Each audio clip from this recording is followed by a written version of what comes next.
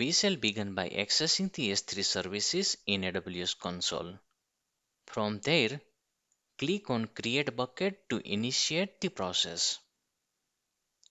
Select the appropriate region for your bucket. I am looking to deploy on US, so I will choose US East. But you should select the region closest to your audience. Now give your bucket name, ideally matching your website's domain name. This ensures easily identification. Scroll down and temporarily deselect the option to block all public access. We will come back to this later. Enable bucket versioning to keep track of changes made to your file over time. In the tag section, add a tag with application as the key and your website's domain as the value. Leave the advanced setting as is and proceed to create the bucket.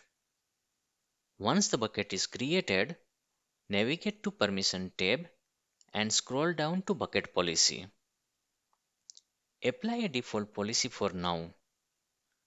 We will refine this later. You can find this policy in video description. Although we have temporarily allowed public access, we will need to restrict it later. Only users with valid URLs should be allowed to access the content. To do this, edit the settings and select Block all public access. Now let's deploy our website content. Navigate to Object section of your bucket and begin uploading your HTML, JavaScript, and CSS files. You can view the progress here.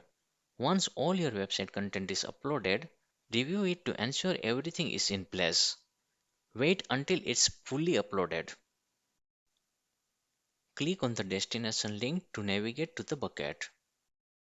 Now that we have created an S3 bucket and deploy our code, let's move on creating CloudFront distribution to enhance content delivery and performance globally. This setup allows us to initially access our website via CloudFront and later through a domain URL. To start, navigate to CloudFront and select Create Distribution. In the Origin domain field, choose the S3 bucket you have created.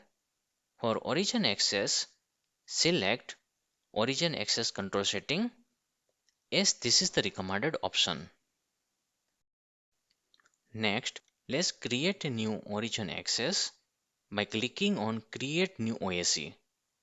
Use the same name as our S3 bucket and click Create. Ensure that the Origin access control reflects the value you have selected. It is essential to ensure that the website is accessible only via HTTPS. To achieve this, select Redirect HTTP to HTTPS. Keep all other settings as they are.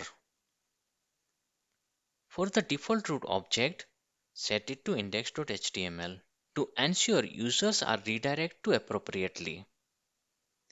Click on the Create Distribution button. Oops, I forgot to select firewall setting. Let's choose Do not enable security protection and click on Create Distribution. Finally, copy bucket policy and update the bucket policy in S3 bucket to ensure secure access to the website content exclusively through CloudFront. As CloudFront is deploying, update the bucket policy, go to your S3 bucket, navigate to permission, and edit the bucket policy with the copied policy, and save the changes. Navigate to CloudFront, and you will see our CloudFront distribution has been successfully deployed.